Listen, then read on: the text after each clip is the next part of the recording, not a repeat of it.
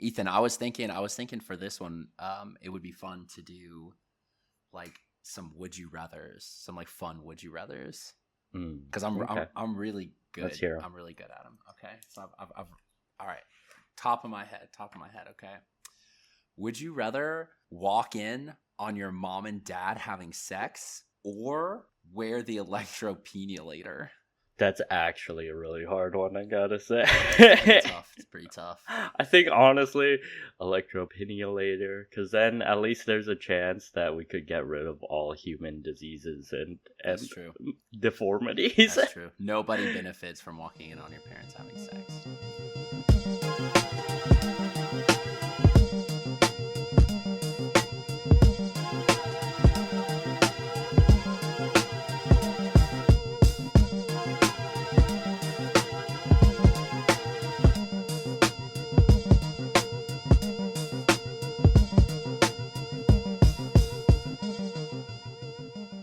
All right. Welcome to Tales from the Gutters, a show where two completely normal comic fans talk about weird comics and the weirdos that make them. My name is Ethan. I read all things comics. My name is Isaac. I only read comics. And the subject of today's episode is Plastic Forks, written, drawn, and colored by Ted McKeever for Epic Comics in 1990.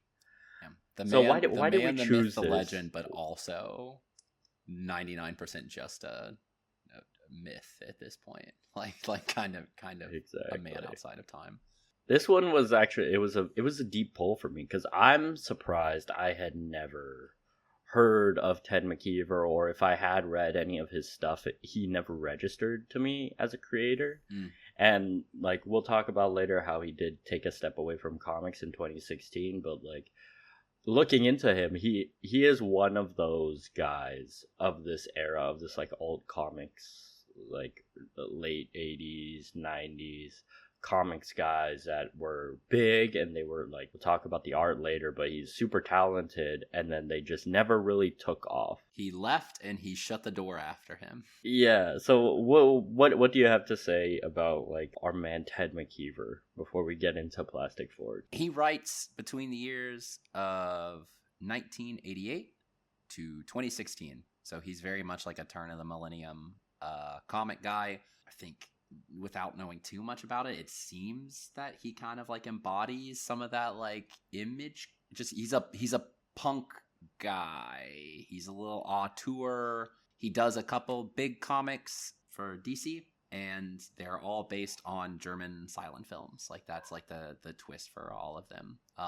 Yeah, it's so weird because he is that guy who's like right on the fringes of becoming like, he's almost like a cult legend in a way. He's right on the fringes of like crossing over and being one of those guys of the era and of comics at this time, and then he just never either does enough or sticks around long enough to be cemented in the annals of fucking comic history and shit. We'll talk about his wider work later, but I think my current theory is that he didn't have like a guy. Like if he had had one really like popular comic, I mean, he kept coming back to that guy Eddie Current, and that's like a fun character, but really only makes sense like in the world that he created. If he had had like the Max vibe, like if he had had something to match like his weird style that got a lot of people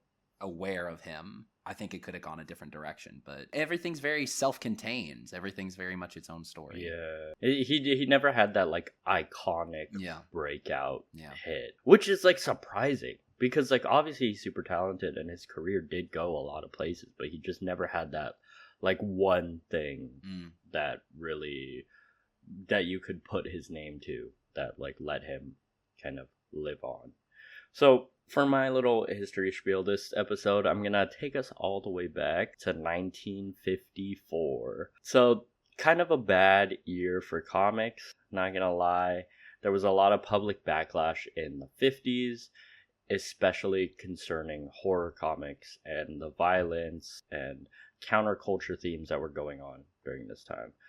from a lot of socially conservative groups. There was pressure on the comics industry to self-regulate and censor itself.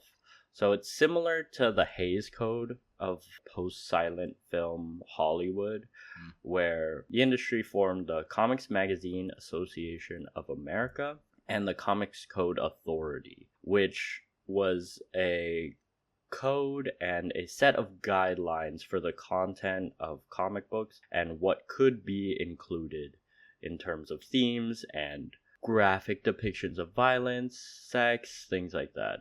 So this was active from the 50s through most of the 2000s until a lot of publishers like the big two, Marvel and DC, started making their own rating systems. So during the late 80s and the early 90s, publishers like the big two started looking for workarounds for the comics code. They were also trying to appeal from backlash from creators like Jack Kirby and Scott McCloud, who were speaking up against the mistreatment of writers and artists under the big two.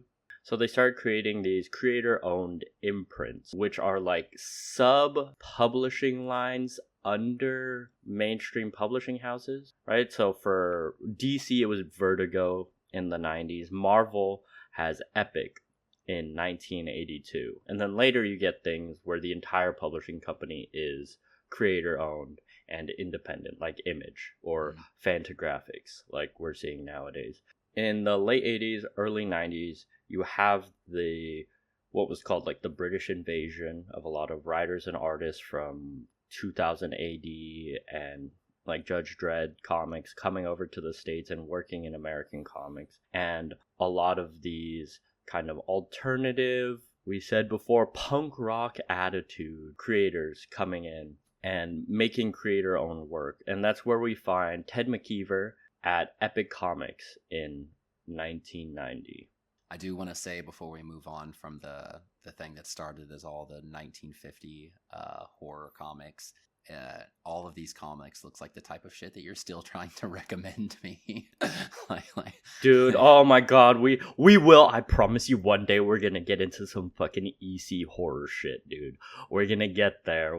That's one of my grails right now, is to get into some of the old like 50s EC horror type shit. Very cool. Like, so good. Very, very cool. So McKeever gets his start as a courtroom sketch artist, right? And he broke into comics with, what is it, Transit and Eddie Current, right? Yes, those were his first two. He gets sick. That's the lore. Remember that? He works the job, but he doesn't love it. And then he's always kind of like knocked around with like drawing in his free time. And he gets sick and he makes a comic book and it changes his whole life. That's the story he tells. That's pretty cool, honestly. Great origin story. Yeah. So originally, this was supposed to be published under Comico, which was another independent comic company that was formed by a bunch of like art school guys in the 80s. And it had a bunch of licenses for stuff like Johnny Quest and Space Ghost and shit. But another interesting connection is that at the same time at Comico, we have guys like Sam Keith, who premiered his The Max character, right, in one of their anthology issues. And Sam Keith is somebody we mentioned before, like, he has a very similar career trajectory, and also their art style is something that I would relate to each other. They're both part of this, like, late 80s, early 90s independent creators boom. But is it the one that he makes a joke about being mistaken for, or is that someone else? That's Sienkiewicz, who also has a very like scratchy pen and ink kind of thing. And Sienkiewicz had published Stray Toasters at Epic a couple years before, and I think you had mentioned like there's a point where somebody brings a Stray Toasters comic up to him to get signed, and he gets all pissed about it, right? He's not happy. He's not happy about it. Yeah. But he's definitely not happy about that. So, but Comico goes bankrupt literally right after they had greenlit Plastic Forks. They were going to cut it down to the standard, like 24 page issues and have it be like 12 issues, right? But McKeever wanted to do it originally as like a extra crazy giant size 64 page full color 5-issue mini, right? So when Kamiko goes under, he used his connections with people like Archie Goodwin over at Marvel, who was editor in charge of Epic Comics, and Epic picks up the book and pretty much just let him do whatever he wanted. They were like, okay, dude, you want this 5 issue, 64 pages, and you're gonna fucking paint it? Like, go for it. And I think that's where it's all went wrong. Like he got a sweet deal one time, and ever since then he was just chasing that high. I think he got exactly what he wanted way too early in his career. Fucked him up. Yeah. It seems like we'll talk about his career later, but like he gets a little spoiled. Like he gets a little spoiled a little bit too early, and then like, not to say that what like the editorial bullshit that he has to deal with earlier isn't bad. Yeah, those are not good guys. Yeah, like you said, it was a little too sweet. The deal was a little too sweet to begin with for him, and he got too used to it. So let's take a look at Plastic Forks. Starting at issue 1, you mentioned the cover, right? Do you want to give broad strokes about what's the setup for Plastic Forks? Broad strokes. Plastic Forks is about a reproductive / brain surgeon, reproductive organ brain surgeon guy. He's a doctor. He's doing experimental research. He is on the cutting edge of ethical and biological possibilities.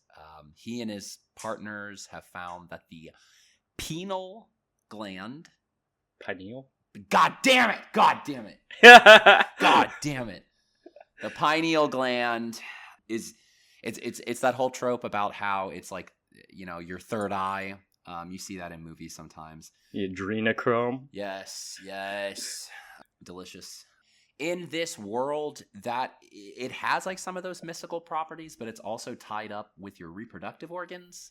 They discover that you can reproduce asexually if your pineal gland is stimulated and you wear a special contraption that is, I think, probably the visual anchor, I would say, for this whole comic is this it's just a sort of odd brass clanky chastity belt looking thing. It almost kind of looks like a washing machine, and it's like a gold steampunk diaper. Yes, yeah, and that they keep coming back to that, and it is just like a really interesting visual touch. It's also kind of peeking out in the cover image, so all that stuff I said before about what got me interested, I was shying away from the what was sticking out between the bandages. So one of the big themes of this is, like you said, the ethical implications of science and doing experiments. There's a lot of parallels between how we treat like lab animals and what the cost of progress is.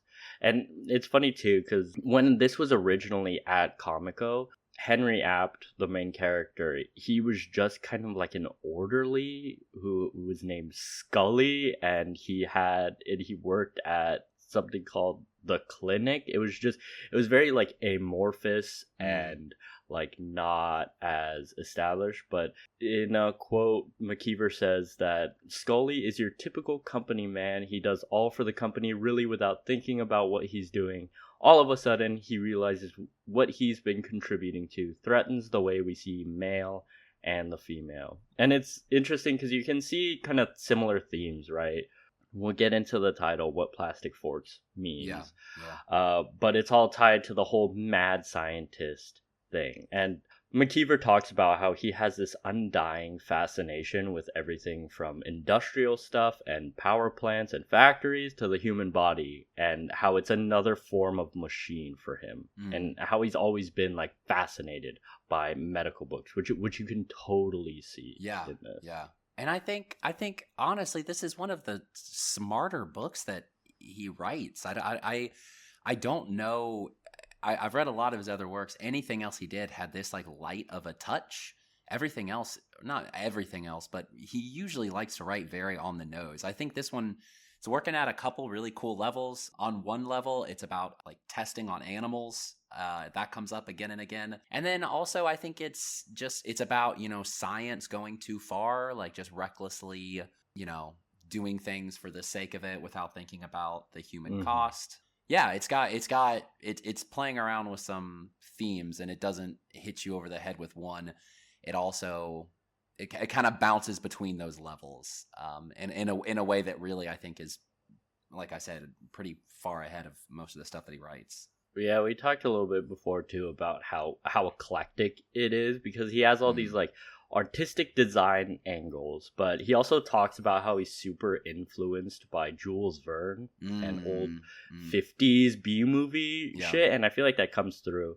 He said for this he, quote, wanted to make a comic reminiscent of Jules Verne, dealing with epic scale and Verne type adventure, even though it deals with vivisection, where the main character is still a scientist and there's animal experiments, but there's a loss of genitalia, which surrounds itself with something more in line with Master of the World or Mysterious Island. So like pulling in all these like high concept weird ideas and the conventional B movie, because we talk about, we'll see too, like it turns into like a road movie at some points of it, and it is they have fun like action sequences and stuff like that. I didn't think about the balloon thing too as like a Jules Verne thing. That makes a little bit more sense, honestly. Starting out with the cover here, absolutely gorgeous. Like I said before, really striking. The mummy looking bandages going off in the background. Honestly, this could be an action hero. Just looking at this, this could be like it was giving very Spawn. It was giving Spawn. Like the flapping bandages in the wind, the gold diaper with a keyhole poking out of this like super angular, long, scratchy, inked character. His eyes, his face is in shadow. He's kind of spooky looking. There's a big brutalist looking tower in the background. You know, you got more dick metaphors there. So like we said before, like this is a comic. Like if I saw this on the shelf in a shop, I'd totally just pick this up like off rip. Just like the colors, you can see he does these light flares with sprayed paint, like drips. There's and like stuff searchlights like that in the background, and they're just big blotches of light. But it looks really, really cool. And his art style is something I'm so partial to. Like you can see a little bit of the courtroom sketchy thing. It is very like doodly, I guess you would say. You see it a lot more with the interior of the book, but he has very cartoonish proportions for all of his characters, and it's almost like Sienkiewicz, Sam Keith, like Ralph Steadman, you know, the guy that did the Fear and Loathing for sure. in Las Vegas cover, like stuff like that. This like watercolor over these pen and ink scratchy line work that I love, and it really fits the tone of the book. So where do we pick up, like right at the very beginning here? We start Trauma Humane. Every issue has these really cool, and I think that's what's cool about it too. All of these issues, he has like a title page for the title of the chapter or whatever, right? And he does these really cool full splash pages with like the episode or chapter title. A lot of them give very Dave McKean, Sandman, mixed media kind of vibes, and a lot of them, I'm not sure where this one is from. I think this is from like where it takes place in the story. Yeah, because I know later on they have some stuff like that where it's just kind of like, or fuck it, that could be Dr. Finger. He's got subtle foreshadowing. Get it, right? Maybe. Yeah. The other one, and then right after that, like you said, cool mixed media thing. It's just like a monkey in a cage. George Bernard Shaw quote. Yeah, love it. About it's a good quote. Yeah. It's a social evil. Vivisection is a social evil. Vivisection is a social evil because is George Bernard Shaw Bane? Yeah. Is that what it is? Vivisection is a social evil because if it advances human knowledge, it does so at the expense of human character. Which thesis of the entire book. That frames everything. And we open up with Henry Apt, doctor, professor, giving a lecture at his university, right? And you had mentioned before, he's just giving the lowdown on how the electropiniolator I'm gonna say pinealator works. That actually sounds better if it's pineal gland. Yeah, it's the pinealator.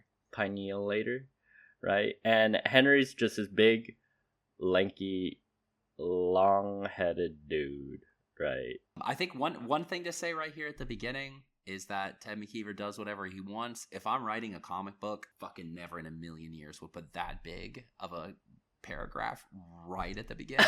Like that's a barrier to entry, dude. Like he's gotten zero trust with me besides just that cover, and now I've got to read that much fucking text. Yeah, the very like technical made up science too, which is the thing. Yes, is like very funny. But that's what's funny about it too, and I feel like that is very like Verne-esque, you know, in the sense that like you're trying to explain and like put logic onto like an absolutely just crazy mad science idea. The guy basically, I know this trope has been used in so many different like Frankenstein things, but it's like Journey to the Center of the Earth, but he's trying to like he's Journey to the Center of the Genitals, but he's doing it in like the most academic way, and his wife's like, just have a baby with me, what are you doing? Yeah, I do want to take a second to just talk about the general like designs, right? Everybody's got these long heads, lanky bodies, like just big, like wide cartoonish proportions, right? Yeah. And McKeever talks about how he really wanted to do an everyman kind of hero. And he has this quote where he says, I always wanted to see the garbage man go in.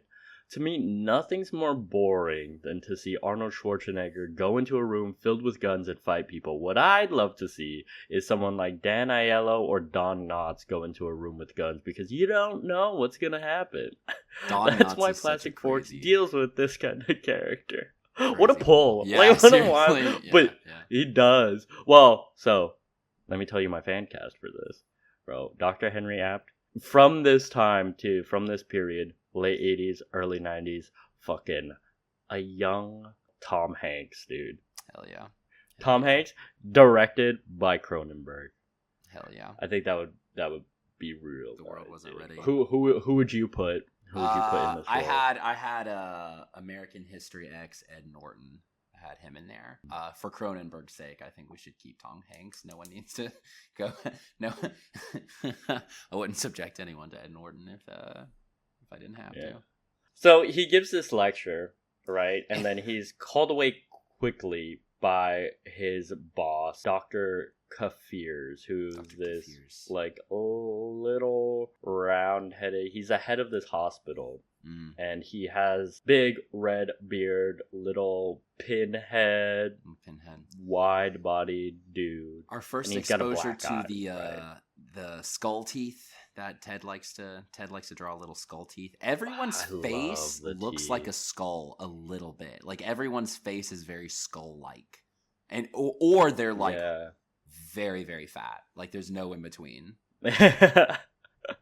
Yeah, I like, because like that's one thing I really like about it is like art is like it's so like gestural with some things, and like this is a thing like in comics you see like when they choose to render in what parts, because like even in like a lot of these panels like the backgrounds are so like they feel grimy, like the world feels really grimy and dirty with the watercolors and the way that he pencils like the backgrounds, and then a lot of the people feel like they're fading away. Cigarette.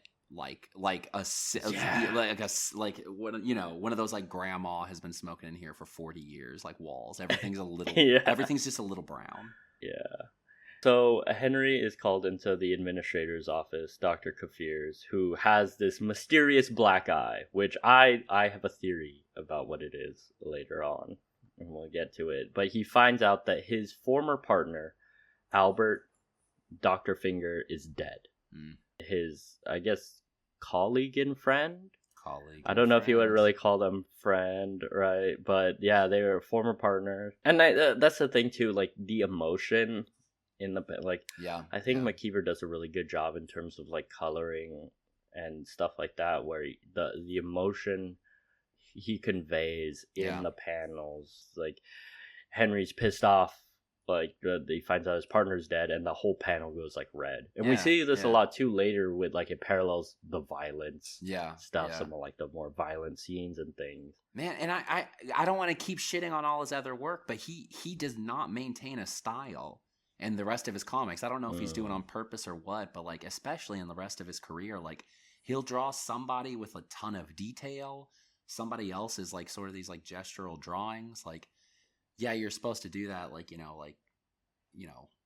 like closer to the camera, quote unquote. But like here, there's a definite style, and everybody falls into this same world. Later, he does this thing that's kind of jarring. He mixes it all up. Yeah, so Albert had been sent to go like work on another project, and Henry had been left alone to finish their pineal later project at this university or hospital.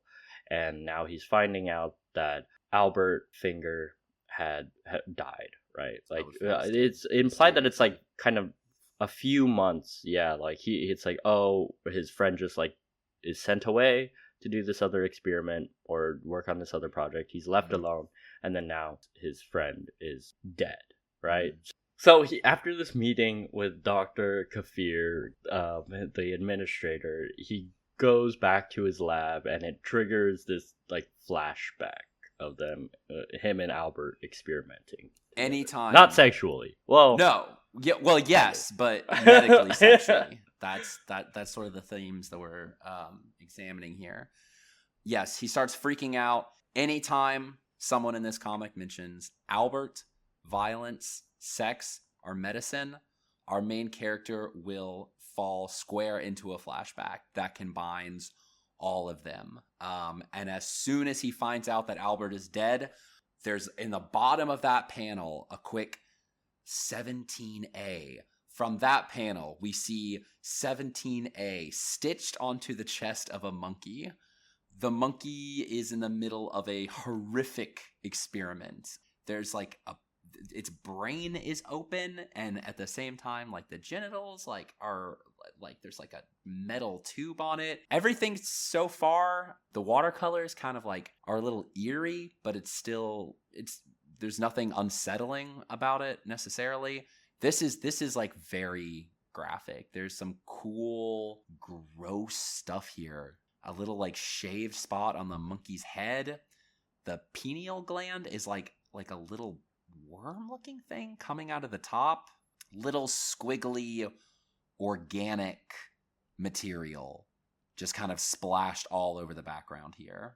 And then whatever the hell that is. there's whatever, like that. there's this. We were trying to debate before, like talking about this when we first read it, what this is, and I don't know if it's supposed to be something specific, but I feel like it's supposed to invoke like the fallopian tube or just like inner biological stuff. Like it seems there's like a logic to this that I feel like McKeever like knows what he's thinking about. You know, it doesn't just look like mush on the page, but I like it's really cool, this whole sequence like intercutting between their experiments and them just like all these close-ups of the monkeys and stuff like that. So gross. Also to show that they've gotten success, like to get down that theme of like, oh, torturing the monkey is what got them further in life. The next panel is just like him at a podium. You see that with a gold star on it? Like they literally just like, kind of a nice gold star for his hard work. Yeah, they're like flashing back to their like presentation to like the heads of the hospital and things like that. And we get one of my favorite like visual motifs that he does a lot is like all like the NPC background characters and like the guards and the goons have like the skull faces, like they're like bald and like their just head looks like skulls. So dope. They got that Miley Cyrus build. Yeah, a buccal fat removal. They look great. And then we come out of the flashback. And we're back. Yeah. And Henry's got stubble now after the flashback. Comes back looking haggard. Yeah, a little disheveled. Right. Now we go into another thing that I think he really likes to draw. You don't see this in any of his other comics, but for the next like 4 issues, this man loves drawing monkeys' faces. And the way he draws them, there's no depth. like it's really hard to explain. It's like their faces look like they've been run over by a car. Like there's no depth to them. Do you know what I'm saying? There's no shadowing. Yeah. It's so weird because like there's like there's no in the line work, there's no shading or anything like that, but then the way that he colors them with the watercolors is so cool. Like that's where it all comes from, and it makes it all feel like very like ethereal. Yeah. And like all of these monkeys just look like skeletons with like a loose skin draped over them, and like they're melting basically. They're looking very brain damaged, but like the way they're set up is kind of this like, I don't like sage type thing, like all kind of like a hear no evil, see no evil thing, you know? Yeah, their brains are all, two of their brains are hooked up to like these machine cords. Yeah. And right? then what did we say? Monkey. What did we say? Henry sees a monkey. He starts thinking about Albert, and he loses his fucking mind. He goes crazy. It's the fattest, most brain damaged looking monkey. He's like, oh, that reminds me of Albert. Wait a minute. And so he starts fucking yelling. Every bad thing for the rest of the comic book is prompted by him fucking snapping at these monkeys right now. He goes off. He's throwing his shit around. He's throwing his papers. He's mad his friend is gone. The monkeys start getting freaked out. He tells him to calm down. They're jumping around. We talked about this before. Every time I go back to this, I'm like just reminded of it more and more. He's got a lot of cool information, like extra information in these panels. He doesn't walk you through everything. So it's one panel of him reaching for a syringe, right? He's getting more and more angry. The monkeys are getting more nervous. He wants to calm them down, and just in the panel. Oh my god, yeah, like the weird stabbing into the monkey's neck here is kind of like gripping him. He thinks that it's calming down. Everything for the last couple panels have been red. And then we notice the color of the juice that he just injected them with is green. And so the monkey... Yeah, it's like, I don't know if, like... Because it's like he does this on accident, like he doesn't know what this is. But it's also like, who put this there? Like, why would he just have just the fucking Bane venom sitting around out in a syringe for him to, like, put it into the monkeys? Like, I feel like this is, like, we'll talk about the larger conspiracy later. But I feel like this is part of a setup, you know? So the monkeys attack. So he flips a switch because he thinks electrocuting them will get rid of the medicine or something. All right, now we've got this fucking image. Horrifying. Like, the monkeys were drooling. Now they are excited. They're very excited. You can see a third leg. And honestly, just a very creepy needle-like dick coming out of the bottom of this hunched over monkey. I don't like the look of it. And the monkeys attack. The one of them jumps on his face. We get this great panel of just like the silhouette of a monkey finding a scalpel and jumping at him. And we get this dream sequence. Awesome! So cool! So cool! Of a truck, a heart, Albert. Like we get into Henry's mind as like these monkeys are just going crazy on him. Albert appears as this like giant fucking figure, Thanos, and Henry's just this monkey faced little guy, and Albert pops his head off and eats it, and then Albert's wearing the pinealator. He's wearing the pinealator, and there's juices coming from both ends. And then we have fucking Space Odyssey fade out. Yeah. Little baby. It super surreal, just fun, like dream sequence. It's just a cool 9-panel grid layout I'm such a sucker for. And then we drop into full page Henry's in the hospital wrapped up in bandages. I think this is where the comic like really got me. Right before this, I think in any media, like movies or otherwise, the dream sequence is where it's going to get you or not going to get you. Those, like the little 9-panel thing is very intense, like keeps your heart racing. And then we go to him in the hospital.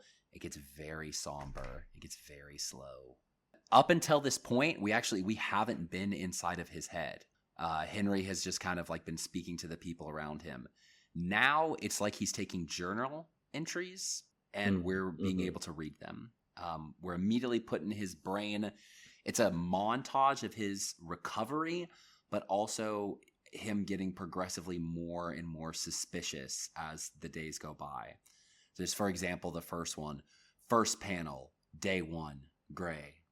Day 2, aware. We start realizing what exactly has happened to him. Some quotes in there. They said it was the first thing the chimp went for. So he's realizing his entire body, he's been told, is completely ripped to shreds. His dick is gone. Some really sad quotes in there. They say, I'm lucky. Yeah, lucky, but I don't feel that way. Day 6, Ellen comes to see him, his wife. She tells me good news. The feeling lasts for 3 days. Oh, this is such a good quote. Day 9, the nurse gave me a bath. At first, I felt embarrassed. Then I realized there's nothing there to be embarrassed about. I feel like a child. Oh my God. I cry, but the bandages absorb my tears.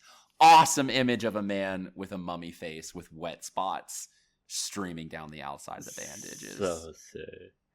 So, eventually they start taking off some of the bandages, right? And like as you said, he's becomes more and more suspicious, and eventually he's wallowing it for a while, and then he's just like fuck it and punches the shit out of one of the orderlies. Also, I just finally watched Weapons. The nurse looks exactly like the Aunt Gladys character. She's got the makeup and everything. She does. She really does. He's not in a safe place. Spooky. So he escapes. He's out. And we see he's in this like prison factory type thing, this facility, which is on the cover of the first issue. Factory prison as well. Yeah, he's just coming out of this little tiny door at the bottom, right? And he runs out to the road. He's in pain. Like he's hit by this his stomach. Sudden pain. Yeah, really cool. Like the way that McKeever like renders like feelings and like emotions in this comic is really cool with the watercolors and like the paints. A lot of stuff gold, like gold flakes that like I don't know. He collapses on the ground and he is rescued by a man in the truck.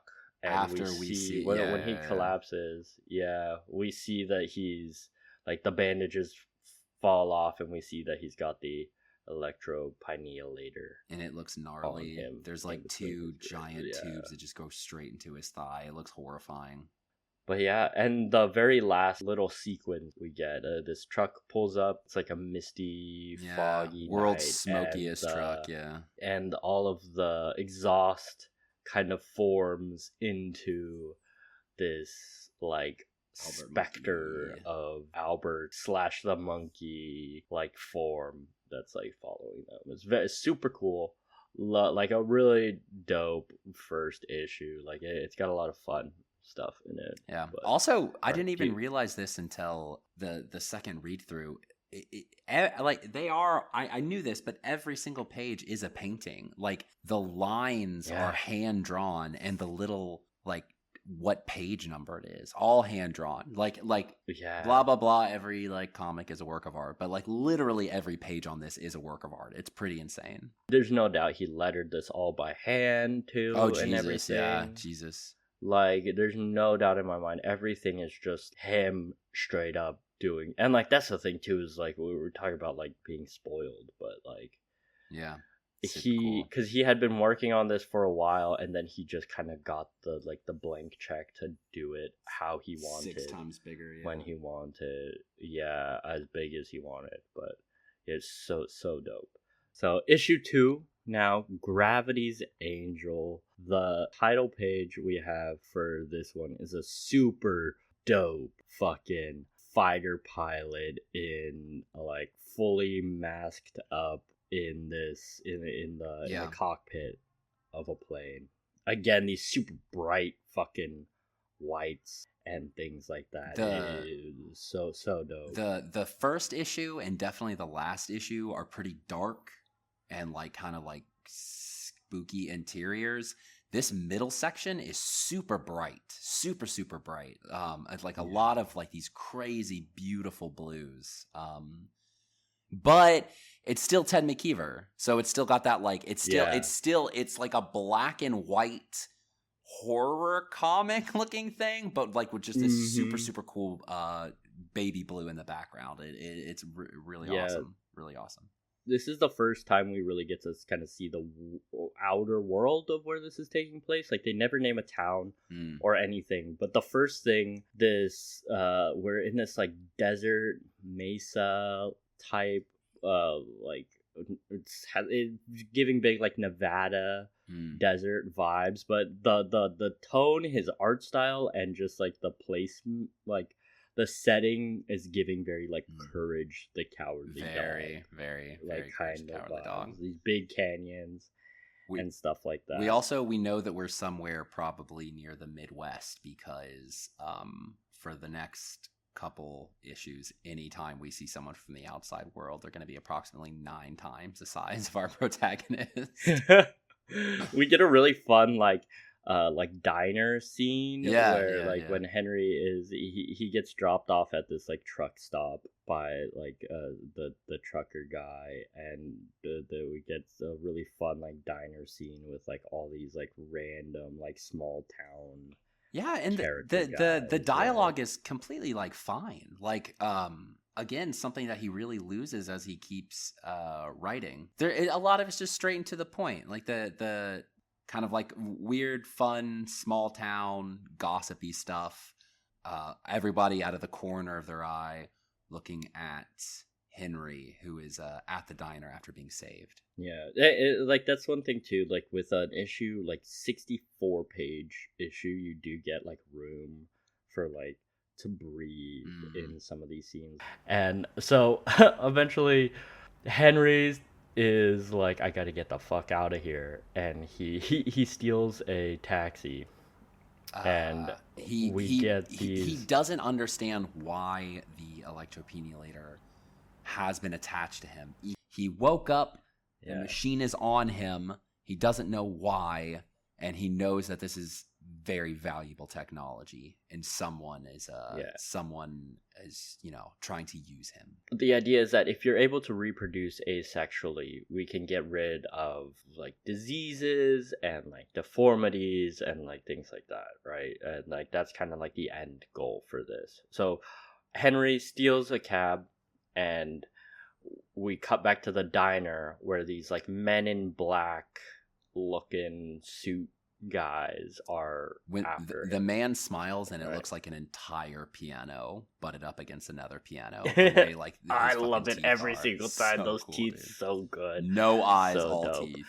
Yeah, and we get a fun sequence where Henry's driving through the desert, and he kind of imagines himself like driving through water while he's being tailed by the fuzz or like the suits or whoever these guys mystery agents that are after him. Super fun sequence. And then they shoot up his cab and run him off the road. Then he's rescued by this pilot. God, this is one of those. I mean, we've talked about like whether or not we like recommend some of these comics, but this is one I think everybody, like, we're doing our best to try and do it justice, but people gotta look at this thing. Do yourself a favor. The sequences are so good. He does some really fun stuff with the colors. He's quoted at saying that during some of these sequences, especially in the second issue,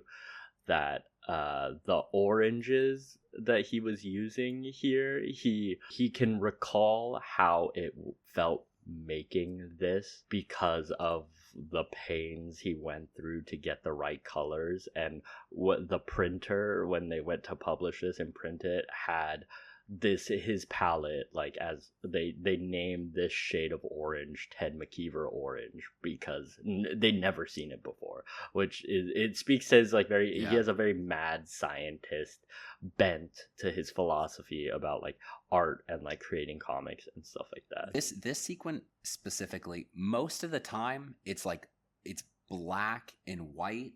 well, it's always like a lot of like big inky blotches to like fill in, especially the characters. But with all the blue and the things in motion, does this not kind of look like who did Descenders? It's a Yes, Dustin Nguyen. Dustin Nguyen, yeah. Yeah. It's got Yeah. a little bit more of, it's like a little softer with all this blue. Yeah, crazy cool. Yeah, totally. So yeah, the colors are, it's so good. It like so I can't, well, we can't just keep saying like it's Yeah. so good, but it is just so fucking Yeah, good, true. dude. It's just so good. Like each one of these like big splash panels is something that I would just Hang have on to, your like, fucking frame. wall. Absolutely. So he gets saved by this mysterious figure in like what, the whole like flight suit. Flight suit, mask. a flight suit that is also halfway out of Star Wars. Like, he made this up. It just looks dope as shit. Yeah. It looks so good. Yeah, and we also get like our first kind of cut back to where Albert actually is. He's alive, and Albert Finger is this Tetsuo the Iron Man-esque fucking half machine, half man monstrosity. Yeah. And he's pulling the strings throughout all of this. Now that he's shown up, we've kind of moved the comic in a completely different direction. Like, we knew it was about body modification. The scenes with the monkey were pretty spooky. This is like another level. Like, this is horrifying. This looks like Hellraiser. Like, his eyes are half sewn shut. Yeah. He's He looks like a munching on Cenobite for something. real. Yeah. And I mean, we'll keep seeing it again and again. He's just got this fucking tent pole. I'm not talking about his dick. He's just got an actual like tent pole coming out of his chest with skin around it. It's just random spike. Super weird. So Henry is saved, and we get another flashback of Henry and his wife before all of this went down, and we get a little glimpse into their dynamic. His wife Ellen and him are trying to have a baby, right? There are these themes of Henry being super involved in his work. He's very work focused, and he's kind of stuck between two worlds. His wife, and we also see some of his relationship with Albert at this time, who they are friends and colleagues, and Albert's kind of pulling him more into like the science. And we get some more flashbacks of them doing these like horrific experiments on the monkeys, and how they are kind of struggling, at least Henry is, with the brutality of it all. And everything. Well, close up on this poor fucking monkey. Zoom up to his eyes, just sad monkey vibes. Very cool. Yeah. And then Henry wakes up. He's in this hideout of the man who saved him. His name is Angel. Also, right? he wakes up from the dream about like torturing monkeys in the past, and this guy has a giant peace flag on the wall right in front of him when he wakes up. Somehow it's so on the nose that it's not on the nose. It's just cool. Like, I fucking like it. Yeah, no, absolutely. So he wakes up in Angel's hideout. Angel is a veteran. This must have been what, Gulf War? Angel is 1990, Angel's like a veteran. Yeah, Angel's a veteran. He's kind of like dipped out from society. Yeah. He's a prepper in a way, and he literally was just flying and saw Henry and decided he needed to do something. Yeah. And he's also got this gunned down every person. Yeah, he just killed a bunch of people. So obviously he's got some trauma related to his time in the military, and he lives at the edge of this giant like chasm in the ground out in front of him. And then we also see that he's been building this giant hot air balloon that is covered in American flags that he says will take him to heaven. It's very metaphorical. I think the Jules Verne thing has definitely got something to do with that there. Like sort of the hot air balloon, and sort of just like thinking of it as like very magical. Mm-hmm.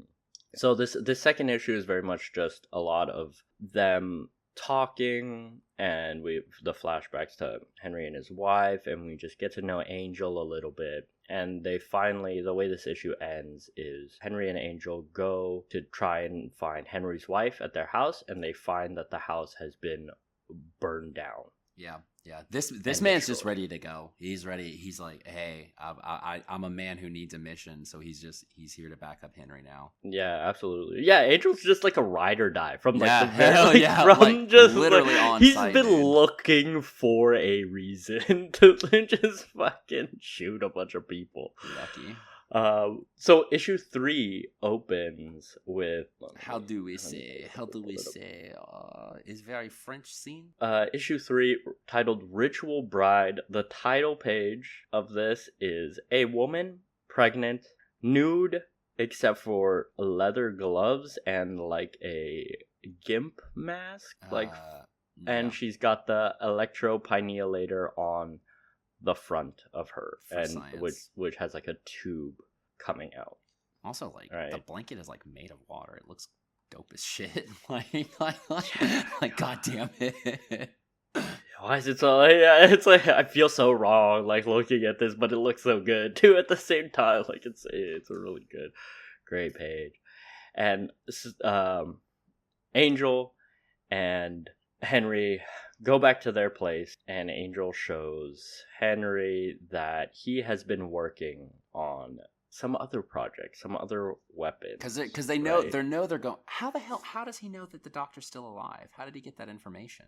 Well, so Henry and Angel. Well, Henry realizes that there's like whoever's after him must have been the people who either killed his wife or took her. Yeah, and put it on him, and they've done something with his wife, so he has to go get revenge. Yes, and just when they're he knows he's got to take the fight to the guys that took his wife. Where do you think they've taken your wife? Probably to where I was working at the institute, where most of the preliminary equipment is. Why? What do you plan on doing? Next panel is Angel holding a gun.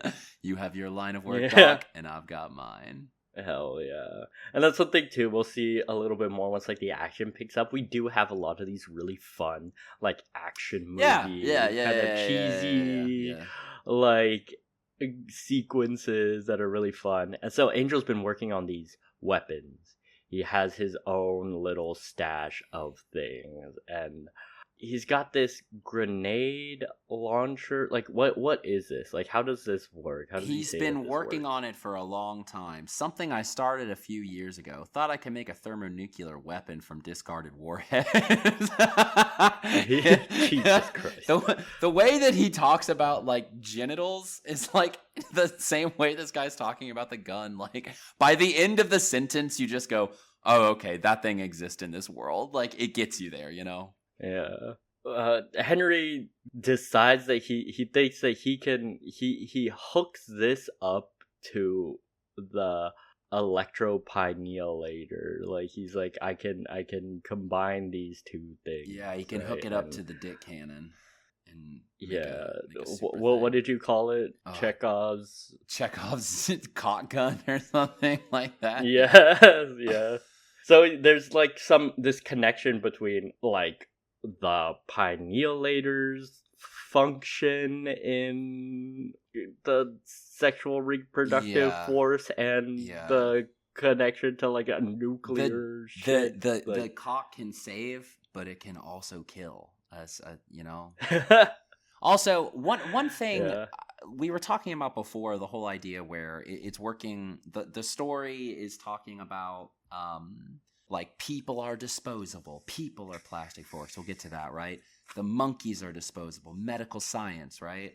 There's also he keeps reinforcing it in a lot of different interesting ways. The soldier is not a fan of the way that he spent his military service, and talks about how he and the guys that he served with were disposable to the people that sent them to war. So yeah, it's like I said, like he's not just doing one thing. Like he's coming at it from a lot of different angles, like human disposability. Yeah, there's these parallels between the like scientific industrial process and like the ethical concessions that we will make in Mm. the sake of science, and the military industrial complex and the like moral and ethical concessions Mm. that will take for the sake of Yeah, winning, like right? dude, this is just his best comic. Like he like fucking read Metropole or something like that. Like it's just goofy shit, and like oh my god, some of his stuff is so dumb. Like this is really just like the best writing he's done for sure. So the Men in Black or whatever do a raid on his compound. Yeah, they They show blow up. up Angel's More skull face spot. fuckers. More disposables. They blow up Angel's spot. Henry takes him out with one of Angel's rocket launchers, and Angel falls into the chasm. The chasm that's been waiting Yeah. the whole time. And then Henry thinks that he has died, and Henry is like taken away in a helicopter by the Men in Black. Men in Black take him away.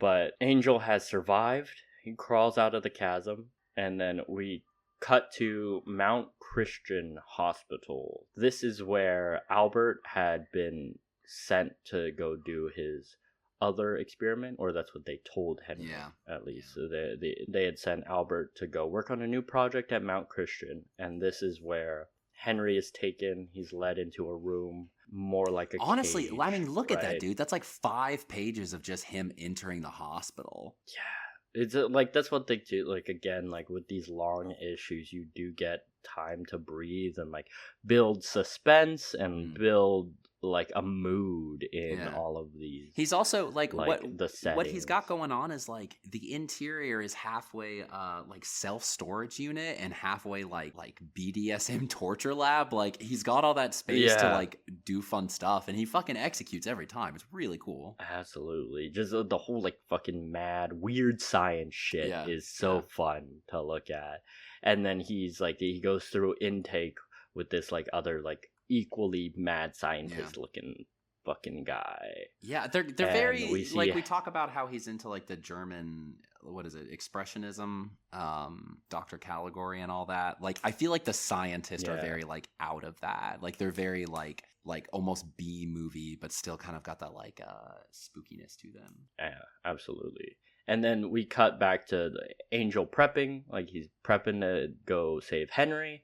And then we cut to Dr. Kafirs, and he is on a like video call with Dr. Finger, Albert. And we find out that Kafirs is in league, conspiring with Finger. They have this debate. And this is what I was talking about before about like the reason why I think that Kafirs has the black eye. He's kind of an unwilling participant in a way. Yeah. Right? Like he's I think that he was like pressured or extorted or like beat up or something to aid Albert and their side in kind of convincing or manipulating Henry. And they have this debate where Kafirs he says it outright.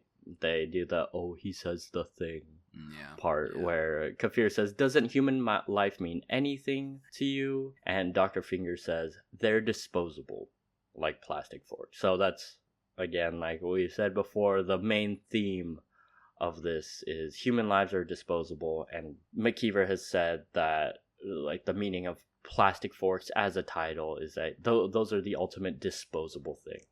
Right. And in the same way that Henry and the monkeys are disposable, veterans and all of the other people in this are treated as disposable. And the crux of what they're arguing about here, like he's already done a bunch of fucked up stuff. He was complicit in getting Henry in the penulator as well as his wife in the penulator. Anyway, he's done fucked up shit before. Yeah.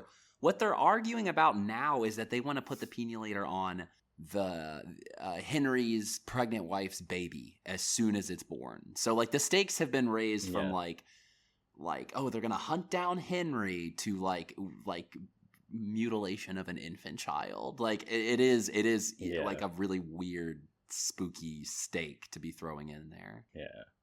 And so Ellen, Mrs. Apt, is hooked up to the thing. Kafirs is having a little bit of a crisis, and Angel preps his balloon and sets off to kind of hunt down. It's very Henry and up. Try and It's save very him. up, but like Yeah.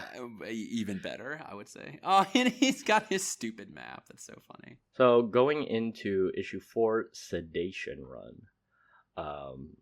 Kafirs has his come to Jesus moment, right? And he's decided that he's going to help out Henry. Angel is on his way in his giant American flag covered hot air balloon, right? And he infiltrates the facility where they're keeping Henry's wife, right? This You're gonna is save him. this is Henry's old. It's where he escaped from to begin with. Yeah.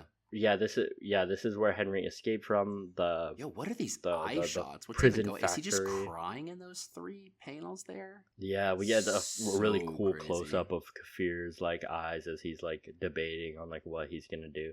So like he gets a bunch of syringes with like knockout whatever with like sedative, and he decides he's gonna help Ellen and help her escape. We get some fun little sequence of again just Angel's inner monologue kind of cementing those parallels between like how his time in the military he felt disposable and things like that, and now this is kind of his way to take back agency. Yeah. Right. And he finds Ellen, and Kafir's gets into the room minutes after she's given birth, and he injects one of the doctors into the craziest vein you've ever seen in your entire life. This man's neck looks Yes, like nothing you've ever seen. Yeah, I love too because like McKeever always like it's like those SpongeBob close-ups yeah, and stuff like that, you know, where it's like when the action hits, like he'll like draw it like in such like minute detail. It's so gross. But all right. Kafir's... setting bombs. We've got an hour on the timer. The military. Yeah. Angel is ready to blow this fucker up. Yeah. Angel's planting bombs. Kafir's finds Ellen while she's in recovery, and he goes off with her. And in a very funny, like, little scene, he and like Angel run into each other at the same time. It's very like, and they're like, they're like, what are you doing with this lady? And Angel's like, oh, he doesn't believe at first that this is Ellen, right? Because she's not pregnant anymore. But Kafir's is like, no, they've taken the baby already. So he hands Ellen off to Angel, and Angel is kind of like, he doesn't believe that Kafir's is on their side. It reminds him of an old But platoon sergeant he used to have. Yeah. And Kafir's convinces him, and Angel gives Kafir's a bomb to plant. Yeah, okay, another bomb. Kafir's There's does already a bomb. We got another bomb. Going. There's so many bombs. And Kafir's does the classic pull the fire alarm, get everybody out, plants the bomb, sets it, and he also rescues the monkey! One of the old lab the monkeys. Monkey from the flashback. The real hero of the story. Truly. My boy George, dude. George is so clutch. He's like George a little fucking walnut-headed monkey. He looks like a chopped off foreskin. He does not look good. Oh god. So gross. But yeah, so he rescues this monkey. Angel and Ellen escape. They're at the balloon. They're ready to go. 10 minutes on the bomb timer. Kiefer's just needs to get George and the baby. Yeah, so so they're escaping this like the prison factory lab where they had held Henry. Right. They had him in separate locations. And Ellen and Angel escape on the hot air balloon. Kafir's and George drive off, right? And the whole compound goes up in the bomb. And then we cut to the grossest like fucking cell room you've ever seen. Just like weird bits of like shit on the wall, like guts kind of like hanging out. Very gross. So nasty.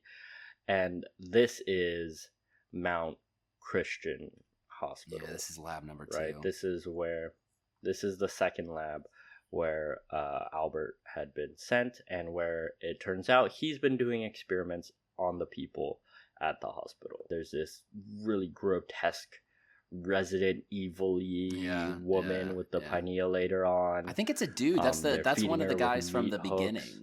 He was one of the doctors who separated them, and now he's gotten his revenge. Yes, you're right. Yeah, so he's been kind of like taking revenge on the people at the old hospital by putting the pinealator on them. They've started to mutate, and we see that Albert also has. We get the first full shot of Albert. He's got the biggest pinealator. He's got the biggest. He's got the biggest one. This was Mark 1 of the pinealator. It's just crazy, huge, disgusting. It looks like the thing that vacuums the floor for the Teletubbies, but made of bronze. Yes, to his fucking waist. So as like the longer it seems like this thing is on, the more deformed and grotesque you get. Yeah, there's like shit starts coming up from under attachments. Your skin. Yeah, you start looking like a vacuum. Yeah, you have to keep adding attachments. At this point, he's wheeled around on this like Hannibal Lecter fucking dolly thing. Yeah, he's doing his monologue now. He's talking about, just like, oh, science is good and you have to make sacrifices. You hear some screaming from the other room. Who should it be but Henry? Henry looks like shit. Yep. This is something. He's got the fucking craziest cankles ever. Yeah, he's 58%. Well, I'd say about 75% elephantitis right now. Do you know in Adventure Time how like Finn keeps getting his arm cut off? It's like a thing that keeps happening. That's something with Ted McKeever. He always likes characters with like a deformed arm or a normal arm. Or a buff arm and a like small arm. Like he likes mismatched arms. It's like a lot of his characters will end up having that. Yeah, it's fun. Yeah, so Henry started to transform. He's getting more like hunchback, giant arm, giant fucking ankles. Yeah. Right. It's such a leap of logic. I mean, you're there for it, but at the same time, it's not just their skin that go crazy. It's like the machine like organically starts growing out. Like there's like new pieces to it that it doesn't make sense that it would just like pop up. Like we're just in Cronenberg land, basically. Absolutely. And fucking Albert, he tries to convince Henry to join him, basically. Right? He gives him the pitch. If only you knew the power of the electropenialator. Wait, we're not so different, you and I. I think he says that. Yeah. That's funny. I thought you'd be proud of my achievements. He really is doing all the greats, isn't he? Exactly. So like he wants Henry to join him and put the pinealator on Henry's son. Do it for science. And that's the last panel we get. Is his creepy ass holding the baby. Yeah, is fucking Albert with the baby. And he says, what kind of friend would I be not to include you in the surgical implantation of the pinealator on your own son? Damn. So like he's off the deep end now. He's like full Delulu. He's on that shit that the guys who made the Moderna vaccine were on. All right, one more, guys. No. We got one more. These are 60. I don't know if we've mentioned that so far.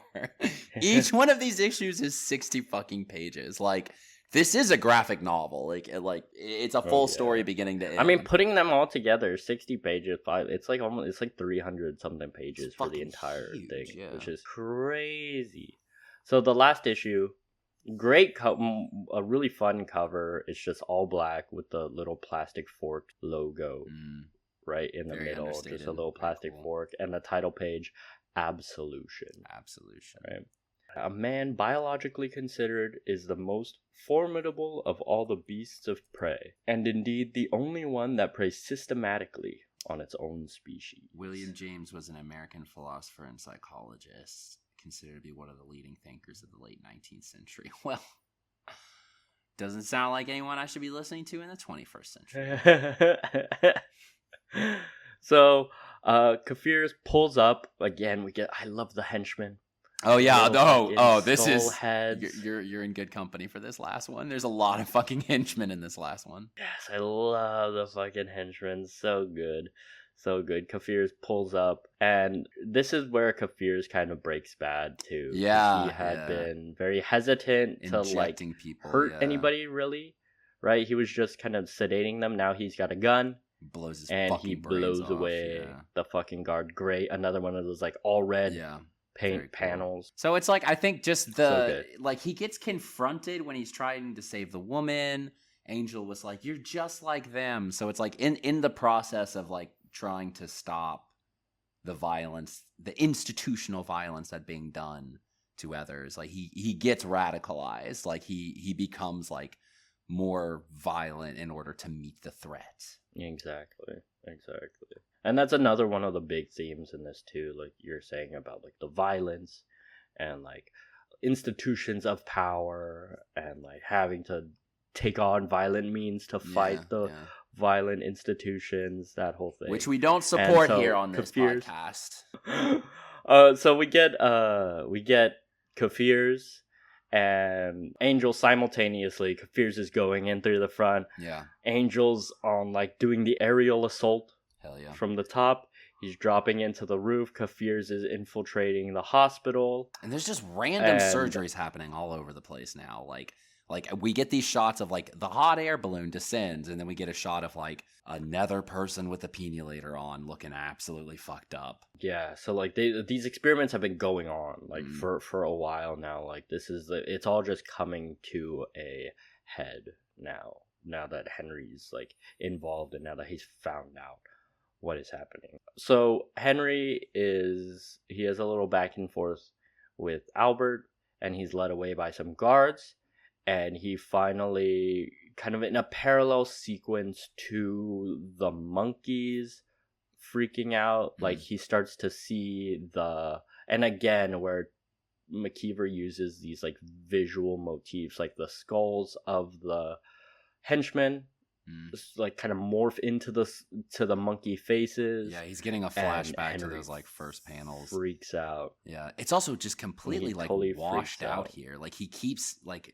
through all 5 issues, like if he thinks that a new way to do watercolor will serve the scene well, he does completely different shit. Like this, like a lot of this just looks completely different from the first issue. Yeah, it's so cool because it's very like it's all over the place, but consistent. Yeah, no, like in terms of like quality, and it's not like he gets lazy or anything. It's just like it's the most effective way to convey the vibe, right, of these scenes.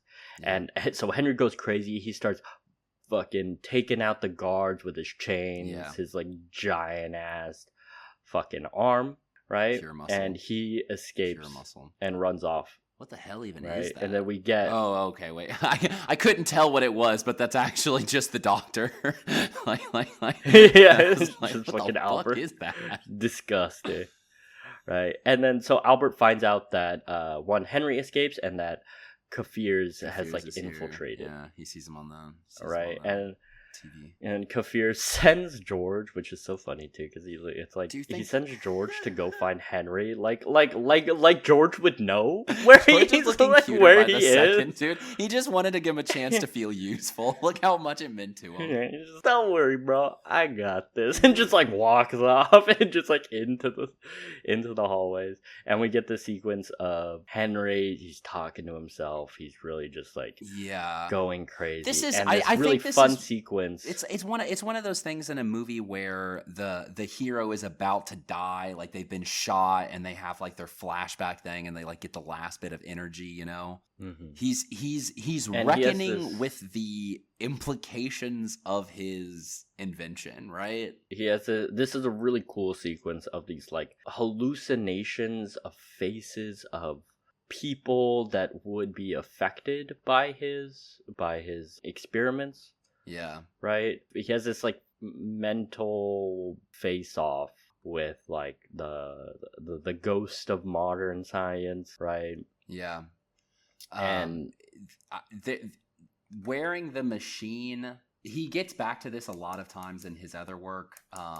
Eddie Current, the big antagonist, want to turn on a radio signal that will make people lethargic and uncreative.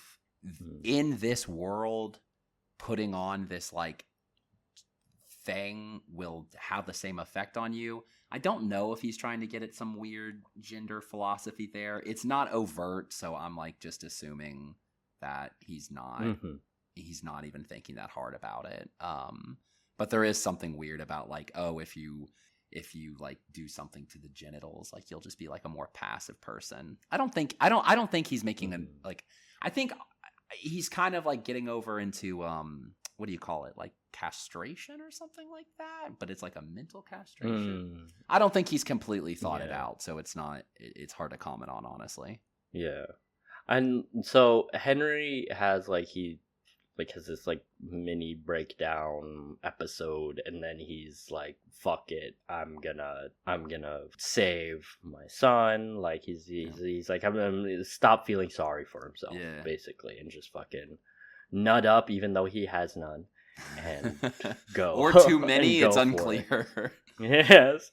And we get a fun little scene where, not really fun, but where Albert is yelling at the guards. Yes. And we get another parallel, like he's treating the guards like they're animals, right? He says, guy said fetch, right? Yeah, fetch, yeah. Not kill. And he like just fucking rips out the heart of one of the he makes them mad, And then we cut to Kafir's. He finds the baby healthy right before they're about to put the pineal so he fucking blows her brains out right there. They're like, oh yeah, just right between the fucking eyes. Wild. Yeah, he just shoots the nurse right between the eyes and just like fucking takes out everybody. Awesome panels, dude. Dope. So good. Awesome panels again of the action violence sequence, super like impressionistic and fucking, it's very, very cool. And he saves the baby. And George finds Henry, as Henry's still... Never any doubt. We thought he was done feeling bad about himself, but he's still, still fucking freaking out. And George finds him, and it kind of, snaps him back to reality. And he and George cross paths with Kafir's again. Kafir's is able to give Henry his son. His moment. Right? To hold him in his arms. Yeah. But, Henry and Dr. Kafir's escape from the henchmen, and Kafir sacrifices himself to let Henry. Also, Kafir's was getting very bloodlusty, right before it gets blown to bits. He says, "Damn." He says, "Damn, I was just getting the hang of it," and just gets fucking blown away. He's having too much fun. There are these these funny corny 80s movies beats, right? Where you get the fun action stuff. What's the evil Pope one? Do you know what I'm saying? What's the evil Pope painting? Francis Bacon one, right? Out of nowhere, we're 50% done with the very last issue, and all of a sudden he starts drawing the Doctor that way. Oh yeah, that is his Velasquez portrait of Pope Innocent X. Yes, same thing. So Angel and Ellen are waiting at the top of the roof for Henry to get back. They have a little heart-to-heart. Henry, George, and Henry's son walk in at some point on one of the fucking doctors and the orderlies just banging. Yeah, the evil doctor. And it's such a weird thing because Henry goes off on this thing and he's just he's pointing out the hypocrisy of them still having sex while they're trying to get rid of conventional sex to begin with, and they're doing it in front of the monkeys. So again, he breaks them to death. And he just beats them to death. The monkeys are going crazy for it. They're like, "Fuck yeah!" Right? George is like, "Bro," George is like, "Yo, dude, chill." Yeah. Henry also finally loads up the Cock Blaster 9000 that he had found. He connects it to the pinealator and blows away one of the evil scientists. Blows away and he makes it to the roof. Unlimited power. Yep. He blows away the evil scientist, and then he's making his way through the halls of the lab. Hot day. And this is again a super action movie sequence, which I love. And he has some funny lines in here too, right? What does he say? Can I show you something in your size? It's a giant fucking bazooka. He says, "Ba-boom!" And then more of these skull-faced guards are gone. Yeah. And so they finally make it to the roof where Albert is trying to escape on a helicopter. Yeah, he's gonna start again. Albert. Next time, yeah. They have this funny Yes! Yes!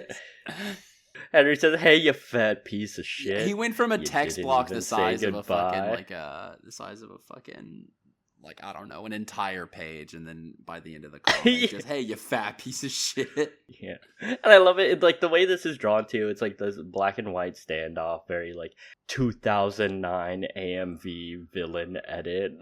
That's like over some fucking Nightcore shit. Like, Hell yeah. so good. And one of his final villain monologues, right, where he's like, "Do you realize what you've done, destroying what took us years to develop? And now I have to leave like luggage being carted away to some unknown destination." And then Henry says, "That can be corrected." Albert says, "How?" And then Fucking blast he blasts him with the pinealator, Fucking blows up the helicopter Yeah, that Kafir nobody's was getting gonna off this roof. escape on. Albert is still like, "What are you doing, Henry? Like, come on, like we should. It's too late for like it's not too late for us to not like too do late this for together." science. Exactly. And Henry sees that Angel is there he catches a glimpse of the hot air balloon, and he sees a way out, at least for his son. And he gives George the baby. He like straps the baby to George and like fucking football tosses. Does he? Can't Is that real what he like does? cannonball special. Yeah, he does. like, Oh, hell he, yeah, he does yeah. he does the fucking fastball special with George and tosses George and the baby to the balloon, and then he stays behind on the roof and he like waves one little goodbye Thank to his you, wife. my love. Goodbye.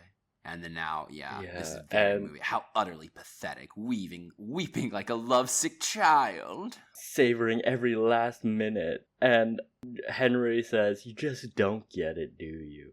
There goes the one thing I'm truly proud of. Not this damn project, not some pathetic attempt to play God. It's all been a big joke." And Henry says, "Maybe if I put this in simple terms, even a jerk like you will understand. You see, Albert, I control the blast from this gun." And he sets off this nuclear giant fucking mushroom cloud explosion. Kind of jizzy. And we get another, very spermy. Spizzy? What do we... There's gotta be a word for that. Yeah, jism. Very jismy. Nuclear spizmy, yeah. Yeah, and Last shot. Angel and Ellen Yeah, float away. The balloon going off into the background.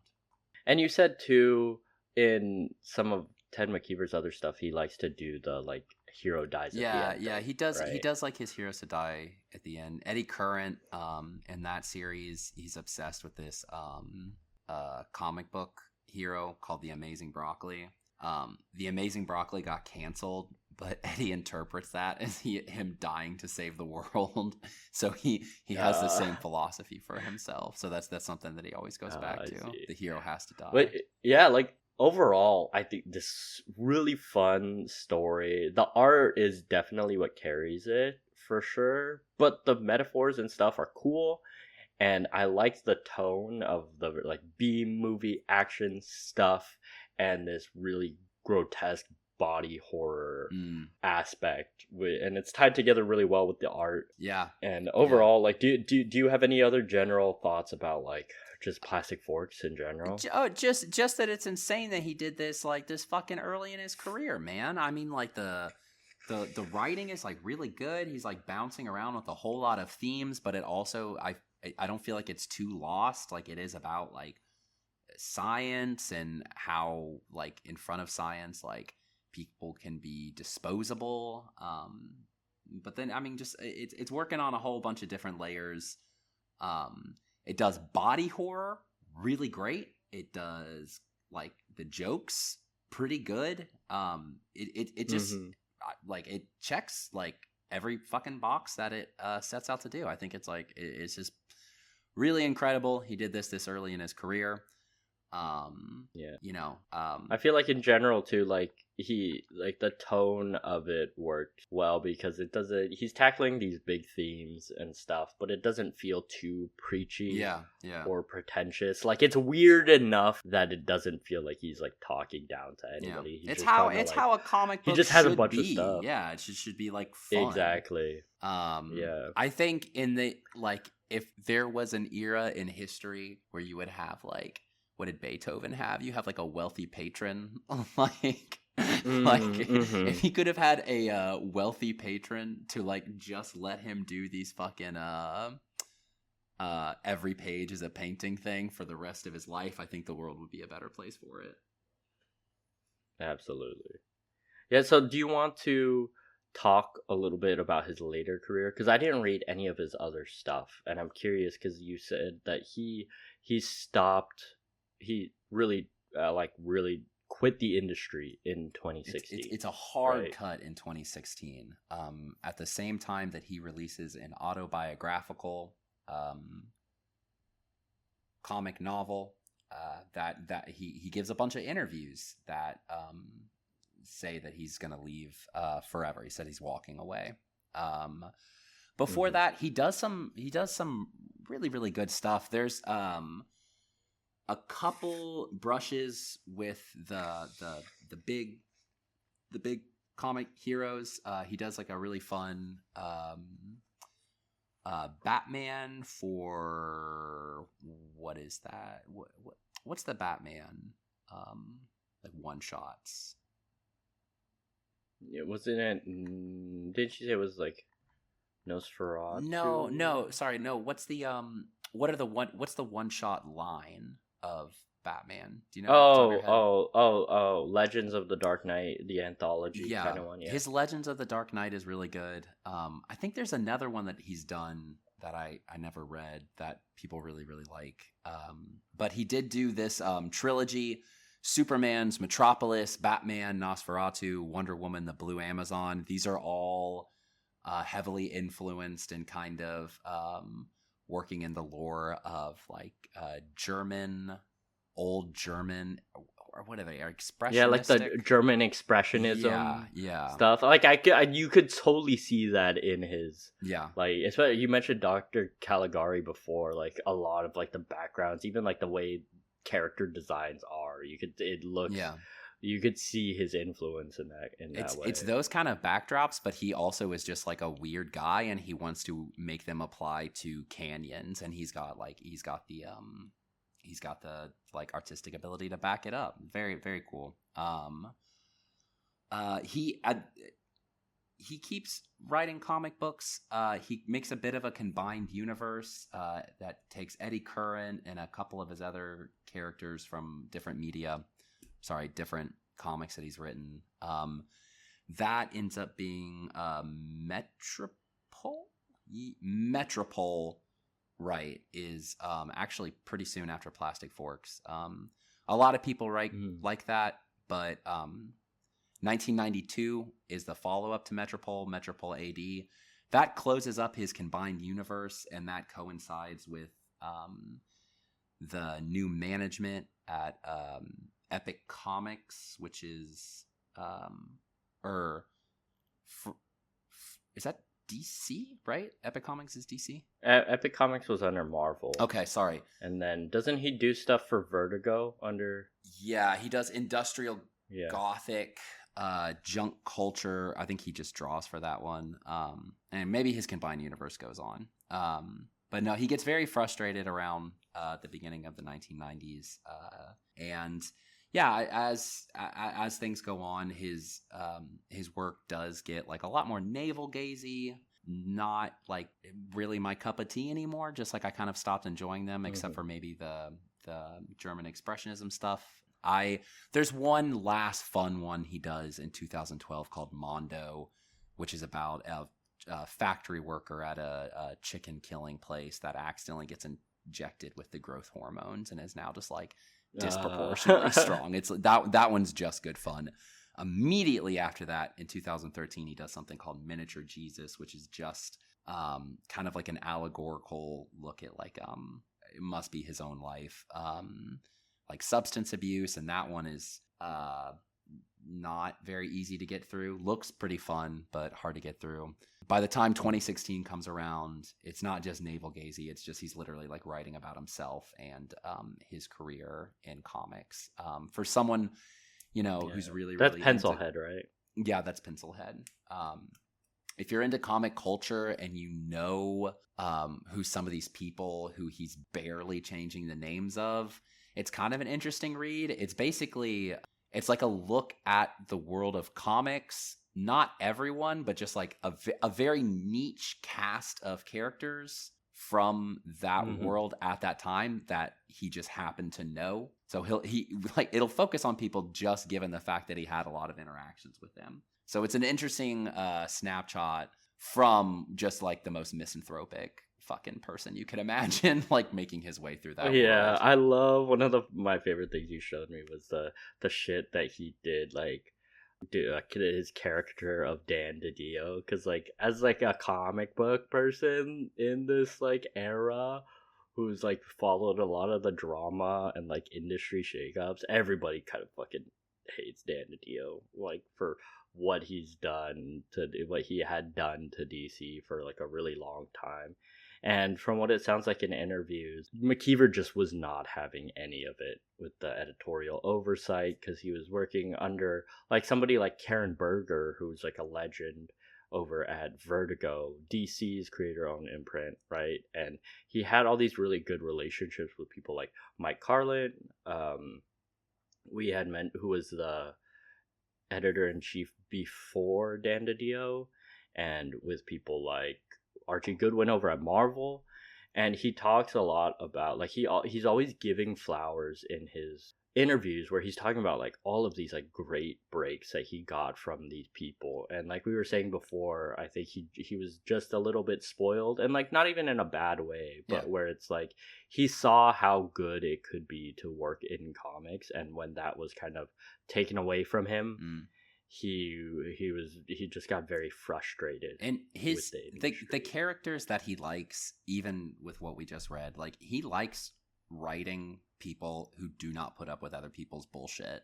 The love interest in Mondo is this like woman in short shorts and roller skates, and anytime someone like says something sexist to her, she does the same move, and that's that she rips off their arms and beats them to death with her own arm. She does it like 4 times. Hell yeah. Like I think like he likes to write people like that, and he probably was living by his own philosophy to like just like not take anybody's shit. He's very like, as we said before, punk rock, like anti-authoritarian, non-conformist. Like he's just I've seen pictures of him, just a bald, jacked dude. Yeah, he looks like the front man for like a straight edge hardcore band.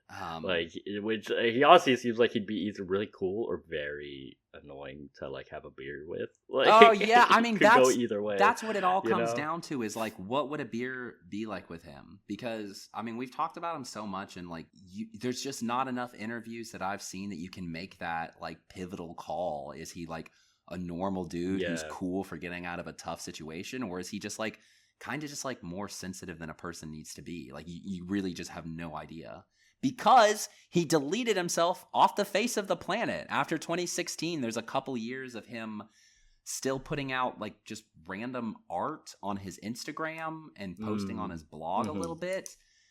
And then after that, complete fucking radio silence. I don't think anybody has any idea where he is beyond like on Instagram. People will say, "Oh, I have an original work by him."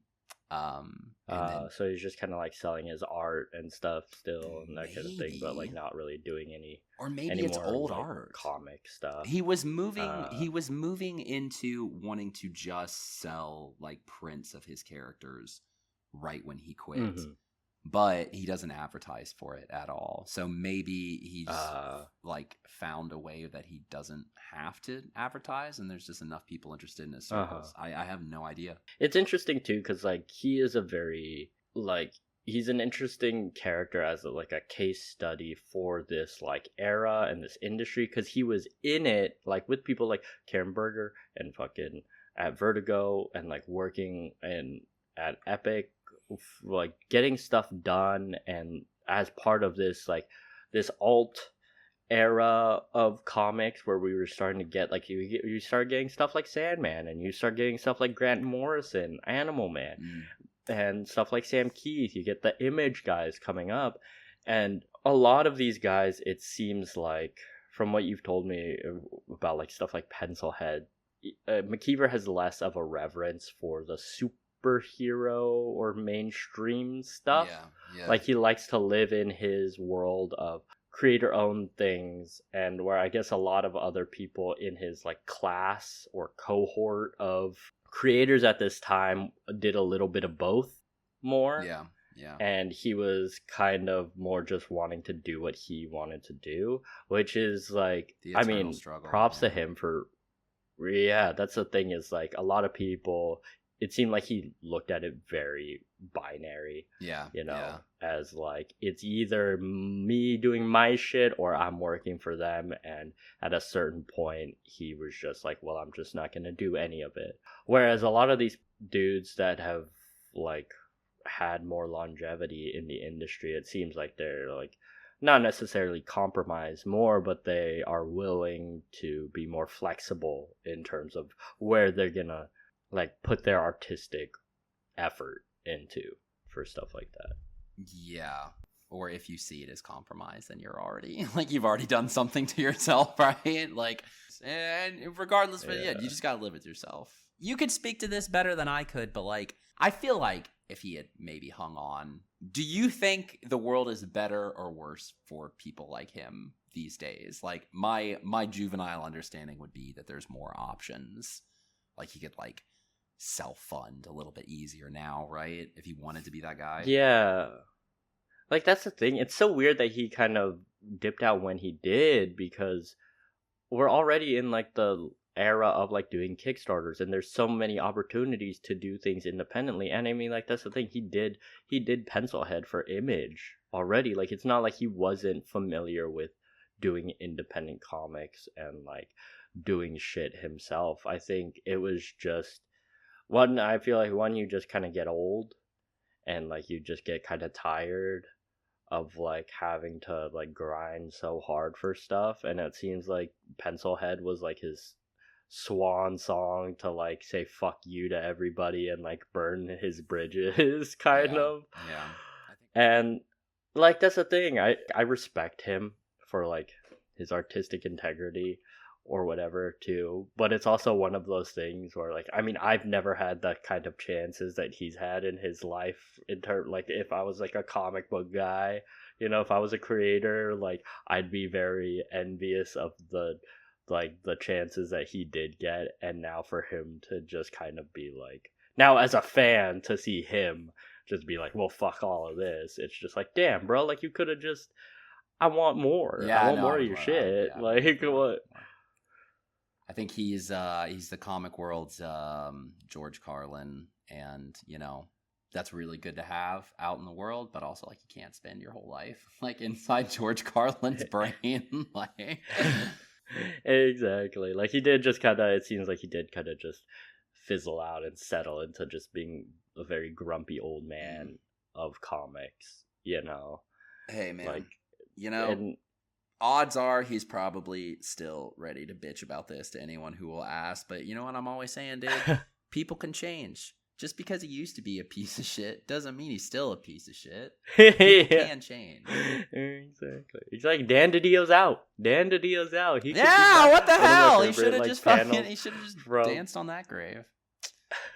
From Pencilhead, you showed me his fucking Dan DiDio, and he keeps calling him like editor in grief. Oh, he's literally just draws him as the devil, like he's the actual devil. Yeah, it's so funny. Because, like, so many people just shit on Dan DiDio so much. And, like, I do, too. Just for, like, his beef with Nightwing and, like, all the editorial decisions, right? But, like, so, after, like, reading Plastic Forks, I am really curious to, like, read some of his other stuff. You said Mondo. Hell yeah. Was cool. Yeah. If you want to... Right? Any other stuff you would recommend, like, along this vibe, stuff that he's done? The trilogy of Superman, Batman, Wonder Woman, where he's doing the silent film treatment, especially the Superman one, if you're a fan of those films at all, those are pretty fun accomplishments. He doesn't take the themes from the movie and like make them work in a Batman or Superman or Wonder Woman world. He changes everything. It's not just like Metropolis with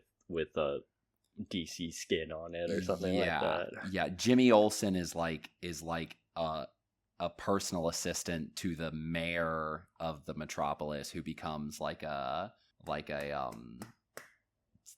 becomes like a shift lead in the factories. Like everybody's kind of just of that world. It's cool.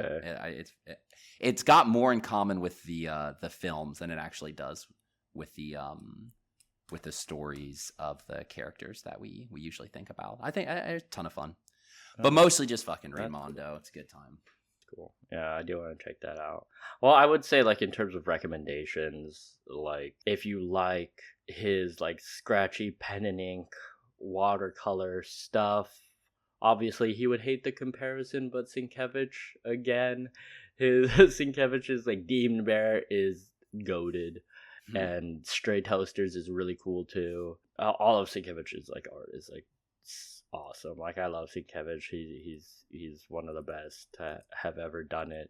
Along the same lines, we mentioned Sam Keith before. The Max stuff is really cool. I'm a big fan of this. Another thing, like just like from this era, these kinds of guys, and more modern, we had mentioned before Dustin Nguyen and his work. Little Monsters is really cool. Like he did some fun like Robin and Batman stuff. He's one of the best. Like, and another guy who says fuck the big two. I mean, he still worked for DC, but he went on a whole thing about fuck Marvel because they don't pay people and stuff like that. So shout out to all of the people that are standing up to kind of like the assholes in the industry and are calling out a lot of the bullshit. Because I think that's one thing McKeever maybe missed out on. Like he tapped out a little bit too early, because there is a big movement now, especially for like rights to the creators and giving props and credit where it's due, and money where it's due. I feel like you can get away with it. Like I feel like I read one of those every like 6 fucking months. Like someone will be just like, fuck this bullshit, and like 4 months later I'll be like, oh wow, they're doing Nightwing. Like, and then also too in the realm of another recommendation, in the realm of, I do want to read Pencilhead, but that kind of industry kind of semi-autobiographical thing is Chip Zdarsky's Public Domain, which is more focused on like the mainstream superhero comic side, but I feel like it has also that kind of that chip on its shoulder of being a creator in the machine that is comics, you know, and it also has like a very big love for the medium and the things. But not just with Ted McKeever.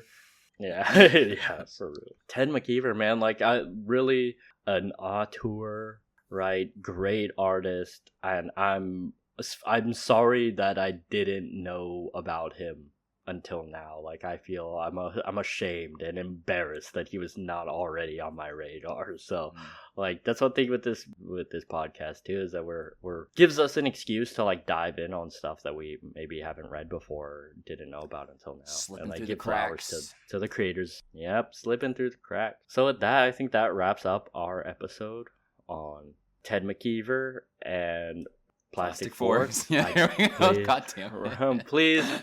Please read it. Yes. Like check it out. Hell find it where you can. I don't think it's collected anywhere anymore, but find it where you can. Send us your favorite pictures of George reaction shots. We need more of those. Yeah, the king. All right, until next time, everybody. Stay disposable, everyone. Stay disposable. Peace.